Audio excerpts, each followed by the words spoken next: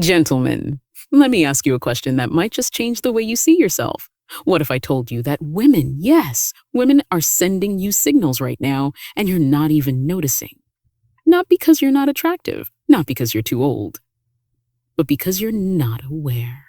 You've been conditioned to believe that attraction has an expiration date, that confidence only belongs to the young, and that flirting is a young man's game. But let me tell you the truth. Real confidence, the kind that turns heads and melts hearts, doesn't come from age, it comes from awareness.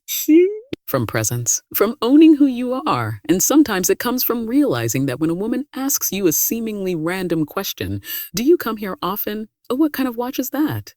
Is this seat taken? It might just be her way of saying, I see you. You see, women don't always shoot their shot directly. They ask, they hint, they invite. And you, the older man, have to learn to listen between the lines. Women will not always say what they mean, but they'll always show you if you pay attention. So today, we're not just talking about women. We're talking about how to wake up to your power, to realize that attraction, charisma, and energy are ageless. And if you master the art of awareness, your age becomes your greatest asset. Let's dive in. They say confidence belongs to the young. That if you haven't made your mark by 30, you've missed your chance. But let me tell you something powerful. Confidence doesn't have an expiration date. It grows with time, with experience, with the battles you've already fought, and the wisdom you've earned along the way. Every wrinkle on your face tells a story. Every scar, whether physical or emotional, is a symbol of survival. And confidence is not the absence of fear or insecurity.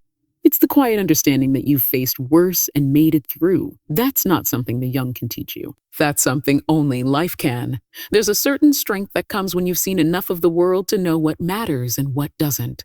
You stop trying to impress and start focusing on impact. You no longer crave validation because you've learned how to validate yourself.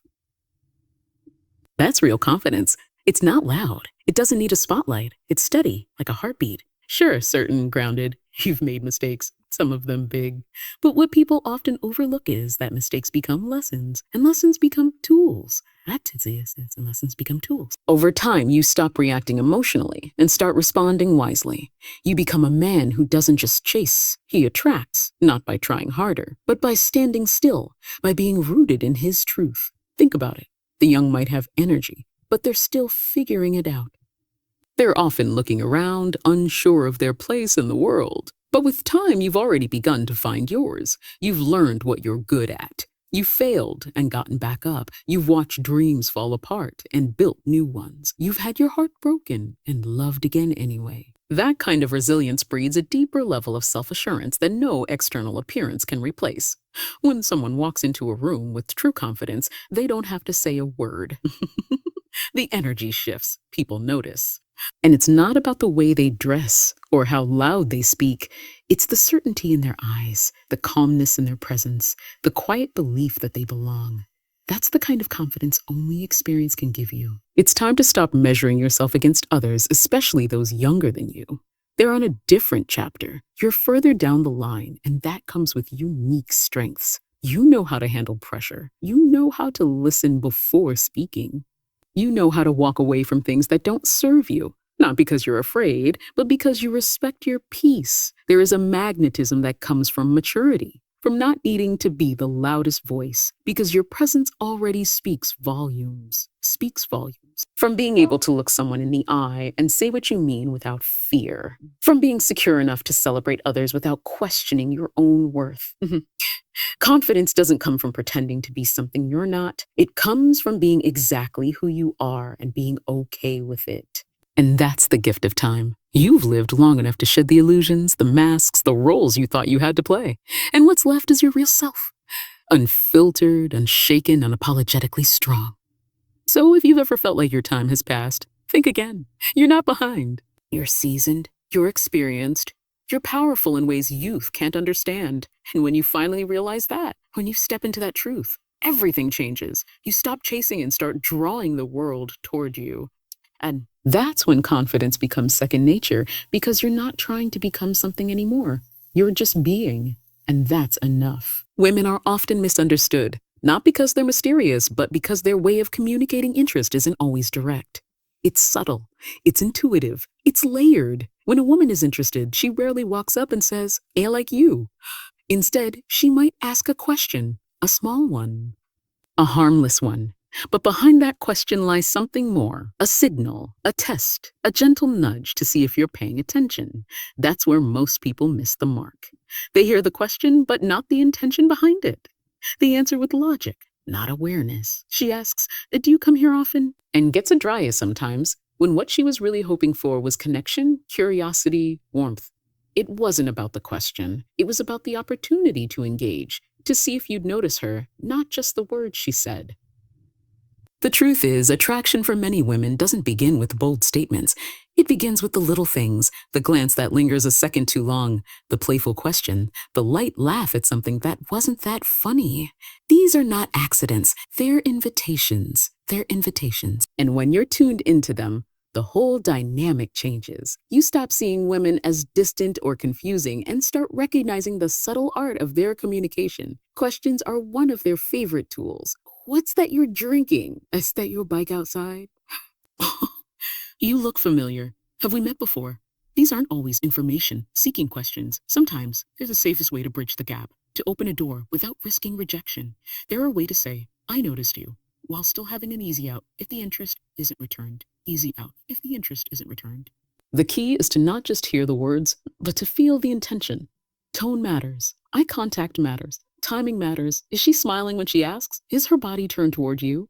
Does she linger after you answer, hoping for more conversation? All of these are signals layered beneath the surface. And here's something most never realize. When a woman asks a casual question, she's not just interested in your answer, she's interested in how you make her feel in that moment. Do you respond with warmth? Do you make her feel seen? Do you light up with genuine interest or retreat into hesitation? She's not testing your knowledge. She's tuning into your energy. When someone is aware of this dynamic, they move differently. They don't just answer, they engage. They ask a question back. They smile. They lean in because they understand that the moment isn't about facts, it's about connection. It's about recognizing the moment for what it really is, a doorway. Women are emotionally intelligent by nature. They notice the small things. And when they're interested, they often hope you'll meet them halfway without them having to be overly obvious. It's not about playing games. It's about feeling safe, valued, and respected. It's about allowing a connection to unfold naturally without putting all the cards on the table at once. Miss those signals, and the moment passes. She may retreat, not because she lost interest, but because she felt ignored. Notice them, and you open a new path, one where mutual interest can grow without pressure or performance. There's a quiet power in learning to see what others overlook. In noticing the glance, the question, the subtle shift in tone. In realizing that behind a simple "what time is it?" could be someone hoping for a reason to keep talking. These are moments disguised as ordinary, yet filled with potential. It's not about analyzing every word. It's about being present enough to feel the energy behind the interaction. It's about listening with your whole self, not just your ears. And most importantly, it's about responding not just with words, but with warmth, openness, and confidence. The world doesn't teach us to be aware of these things. It teaches us to be literal, logical, transactional. But connection doesn't happen in the obvious, it lives in the nuance. And when you learn to understand the hidden meanings behind questions, you begin to see a whole new language. One that was always there, just waiting for you to hear it. Attraction isn't just about appearance. It's not about having the perfect body or the right haircut. True attraction runs deeper. It's about energy, presence, and the ability to notice what others don't. And in today's world, awareness has become the most underrated yet most magnetic trait a person can have. Awareness is the ability to be fully present in a moment, to sense the room, to read between the lines, to notice the way someone's eyes light up when they talk about something they love. It's being attuned to subtle shifts, the tilt of a head, the slight lean forward, the way a smile lingers after a sentence. These tiny details say more than words ever could. Most people walk through life distracted, eyes down, minds racing, phones buzzing. But those who pay attention, who truly observe, stand out. They don't just look, they see. And when someone feels seen, they feel valued. That's where real connection begins. Body language is the unspoken conversation happening all the time. When someone plays with their hair, it could be nervousness or flirtation. When they mirror your posture, it's often a sign of connection. When they face you fully, with open arms or relaxed shoulders, it usually means they're comfortable, engaged, or interested. And when they linger close, even in silence, that space is filled with potential. Being aware doesn't mean overanalyzing every gesture. It means noticing the patterns, the consistencies, the things that repeat. It means understanding that not everyone communicates with words. Some communicate with a glance, a touch on the arm, a slow blink, or a sudden laugh that seems to come from nowhere. These are cues, and once you're aware of them, the world becomes a richer, more vivid place. Attraction thrives in presence. When someone feels like you're actually there, not just physically, but mentally and emotionally, they open up, they relax. They trust. That kind of presence is rare, and that rarity makes it powerful. It's not about talking more, it's about listening better. Listening better. It's not about performing, it's about noticing. And awareness also helps in moments of silence. Instead of feeling awkward, you start to recognize that silence can be comfortable, even intimate. You begin to sense when someone wants to speak but hesitates, hates. Hi. You notice when someone's energy shifts, when they go from guarded to open, from closed off to curious. That shift is where connection is born. It's easy to be distracted, to miss the signs, to let opportunities for connection slip by unnoticed. But when you learn to slow down and observe, not just others, but yourself as well, everything changes. You start noticing how you respond when someone enters the room. You become aware of your own signals, your own posture, your tone, your presence, your tone, your presence. That kind of self-awareness amplifies external awareness. And when two people are tuned into each other on that level, when both are fully present, it creates something electric. And the conversation flows more naturally. The pauses feel purposeful, not uncomfortable. The laughter is real, not forced. That's the space where attraction grows, not in the grand gestures, but in the subtle, silent understanding between two aware individuals. In any interaction, especially new ones, people are constantly reading each other, consciously or not. Is this person safe? Are they interested? Are they listening? Do they see me? Or just the surface version of me? When someone realizes they're truly seen, not for what they can offer, but for who they are, that's unforgettable. The beauty of awareness is that it's available to anyone. It doesn't require money, status, or perfection. It requires intention, curiosity, a willingness to be present. And once you cultivate it, you become someone who others naturally gravitate toward.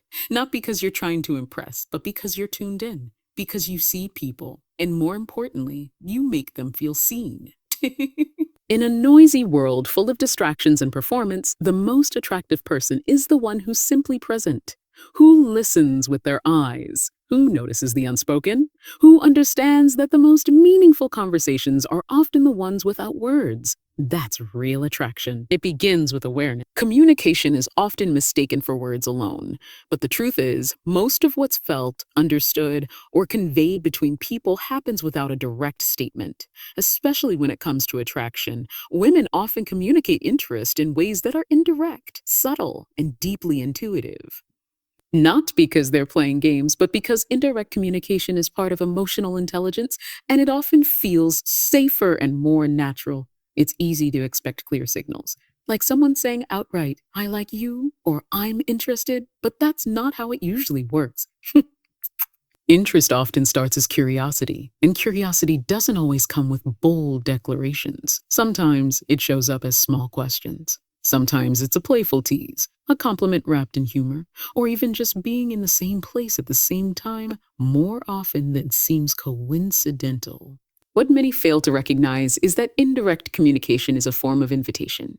It's not demanding, it's offering. It's testing the waters to see if there's openness, if there's safety, if there's a spark worth exploring. A woman might ask for help with something simple. She might comment on something you're wearing. She might just initiate light conversation with a warm tone and expect nothing in return but presence and interest. These small gestures are not accidental. They're intentional, even if they appear casual.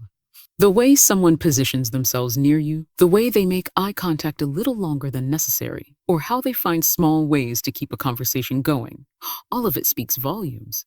Indirect communication is especially common in social situations where rejection can feel personal or risky. Yeah.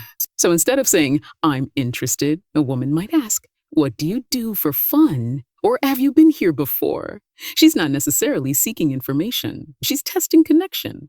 The question isn't always about content, it's about chemistry. That's why being perceptive matters. Listening is more than hearing words, it's feeling the meaning behind them. Is her voice lighter? Is she laughing more around you? Does she find ways to be near you even when there's space elsewhere? Does she ask questions that open doors for you to share more about yourself? These are all forms of indirect communication that signal interest. But subtle doesn't mean uncertain. It means careful, considerate, and often cautious. It's about making space for interaction without forcing anything. It respects boundaries, and it allows connection to build naturally. Understanding this form of communication requires presence. If someone is distracted, buried in their phone, or too caught up in overthinking, they'll miss the moment. They'll give short answers, avoid eye contact, or misread genuine interest as politeness. And when that happens, the opportunity fades. Not because it wasn't there, but because it wasn't seen. Indirect signals are also part of emotional safety. For many women, expressing interest outright can feel vulnerable, especially in a world where boldness can be misinterpreted. Indirect communication allows them to remain open without being exposed. It's a way of saying, I'm interested if you are, without putting everything on the line. The beauty of indirect communication is that it allows a deeper, more intuitive connection to form. When two people are paying attention, not just to words, but to tone, timing, energy, and expression, they begin to understand each other on a different level. There's a rhythm to it, a flow. It doesn't rely on grand declarations. It builds in the spaces between words, in the shared glances, the small touches, the laughter that lasts a second too long. To recognize these signs is to move through the world with more intention. It means noticing when someone is inviting a moment rather than demanding attention. It means reading the room, understanding social context, and trusting your intuition. Most importantly, it means being respectful, understanding that interest is not a guarantee, but a possibility, one that needs care, presence, and mutual curiosity to grow. In the end, indirect communication is not a challenge to decode. It's an opportunity to connect on a more emotional, more mindful level. It teaches patience, attentiveness, and awareness. It opens the door to deeper relationships built on more than just words. Because sometimes, what's unspoken speaks the loudest, and when you learn to hear that, everything changes. The way you see yourself sets the tone for how others see you. It's not about arrogance or ego, it's about self-worth. When you believe you're valuable, attractive, and worth knowing, people feel that. It comes through in your energy, your posture, your voice, and the way you carry yourself in every room. Confidence isn't something you announce, it's something you embody. And when you truly believe you're desirable, others begin to see you that way too. Self-worth is internal. It's the quiet voice that says, I am enough. It doesn't wait for external approval. It's not dependent on who validates you or who doesn't. It comes from knowing your value and refusing to lower it to fit someone else's comfort or expectations. That kind of self-belief doesn't shout. It doesn't need to. It shows up in the way you walk, the way you speak, and the way you choose who gets access to you. Most people think attraction begins with looks or lines or luck, but it starts with belief. People mirror your energy. If you act like you're unsure of yourself, people sense that hesitation. If you carry yourself like someone who respects themselves, they respond with respect. If you treat yourself like you're not worth much, others will treat you the same way. But when you hold yourself with the quiet certainty of someone who knows their value, the room shifts. Responses from others are often a reflection of what you believe about yourself. If you walk into a conversation expecting rejection or indifference, your energy will broadcast that. But if you walk in knowing that you bring value to the interaction, that you're interesting, thoughtful, and worthy of attention, people will respond to that energy. They may not always express it right away, but they'll feel it. That presence sticks. Sticks. When you truly value yourself, you also stop chasing validation. You're not waiting for someone to tell you you're good enough. You already know it. That changes how you move. You stop trying to prove your worth and start focusing on genuine connection. You listen better. You speak with intention. You're not looking to impress, you're looking to engage. That shift is powerful. Self-worth also affects your boundaries. When you know your value, you don't tolerate disrespect or confusion. You don't beg for attention or force someone to choose you. You don't cling to someone who isn't giving you clarity. You move with grace and certainty, knowing that what's meant for you won't need to be chased. You stop settling for crumbs because you know you deserve the whole cake. And here's the truth. People are drawn to those who are grounded in themselves. Not perfect, not always polished, just real, solid, clear. When you carry that kind of internal strength, you become magnetic. Not because you're trying to be, but because you're rooted in something deeper than surface level confidence. You become someone others feel good around, someone who gives them permission to be themselves. That's the kind of attraction that lasts. It's important to understand that this self-worth isn't built overnight. It takes time. It takes healing. It takes a willingness to let go of old stories and build new beliefs. It takes practice to look in the mirror and see someone worth loving, worth knowing, worth respecting, regardless of who does or doesn't say it back. But once that foundation is set, everything else changes.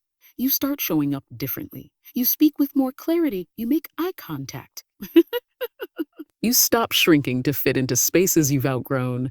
You recognize your own patterns and hold yourself accountable. You stop waiting for permission to take up space. You become your own validation. And from that place, your relationships shift. Your interactions become more intentional. You're no longer reacting to others' opinions. You're responding from your center. That energy is undeniable. It's not about trying to convince anyone of your worth. It's about owning it so deeply that people either align with it or quietly fall away. In a world full of noise, trends, and superficial standards, self-worth is the anchor.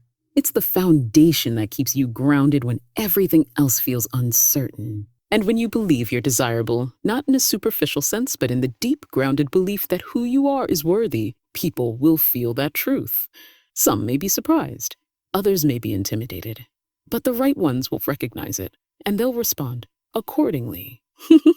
There's something powerful about a person who walks into a room and doesn't have to say a word to be noticed. It's not because of what they're wearing or how they look. It's something deeper, something felt. That's the power of energy. It's invisible, yet undeniable. It speaks louder than appearance, louder than status, and even louder than words. It's the combination of presence, posture, and passion, and it's magnetic. Presence is more than just being in a space. It's about being fully there. It's when someone is so grounded in the moment, so comfortable in their own skin, that others are naturally drawn to them. Presence is calm. It doesn't seek approval. It doesn't chase attention. It commands it, quietly, confidently. When someone is present, people listen. They lean in. They feel safer, more open, more connected. Posture plays a role too because the body reflects what the mind believes. The way someone stands, walks, or even breathes tells a story.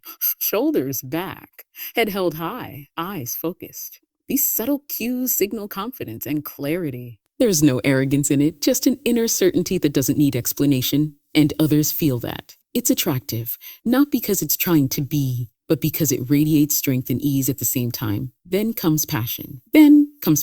Not the kind that's loud or dramatic, but the kind that shows up when someone speaks with conviction. When their eyes light up about something they care about. Passion is contagious. It makes conversations feel alive. It turns ordinary stories into meaningful moments. And it shows that someone is not just existing, they're engaged with life. Energy doesn't lie. You can't fake it, and you don't have to. It reveals how someone feels about themselves. If they're confident, curious, grounded, that energy spills into every interaction. If they're closed off, insecure, or disinterested, that shows too. It's not about perfection, it's about alignment. When someone's energy matches their words, people believe them. When it doesn't, people pull away. That's why focusing solely on appearance can be misleading. Looks might catch the eye, but energy holds attention. A well-dressed person with no presence fades quickly, but someone with genuine energy, who walks in with warmth, intention, and awareness, leaves a lasting impression. It's not about trying to impress. It's about being alive in the moment, about showing up as your full self without hesitation. There's a kind of silence that's more powerful than any speech.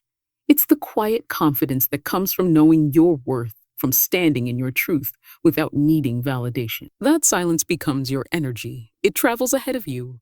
It walks into the room before you speak, and it lingers long after you leave. People respond to energy because it taps into emotion. It bypasses logic.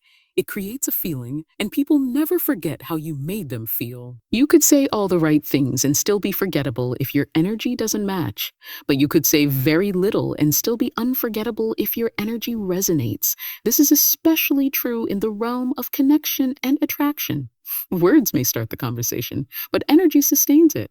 A look held for just a second longer. A smile that feels genuine, not forced. A calmness that creates space for others to feel seen. That's what draws people in. Even in moments of silence, energy speaks. It communicates confidence without ego, interest without desperation, presence without pressure, crucians without pressure. And those moments are often where the deepest connections form, not in what is said, but in what is felt. When someone cultivates their energy, when they prioritize presence, carry themselves with intentional posture, and live with a passion that shows, they become a magnet. Not because they're trying to be seen, but because they're fully being themselves. That's rare. That's powerful. So much in life is about energy. How you walk into a room, how you carry a conversation, how you listen, how you show up, not just for others, but for yourself. For yourself.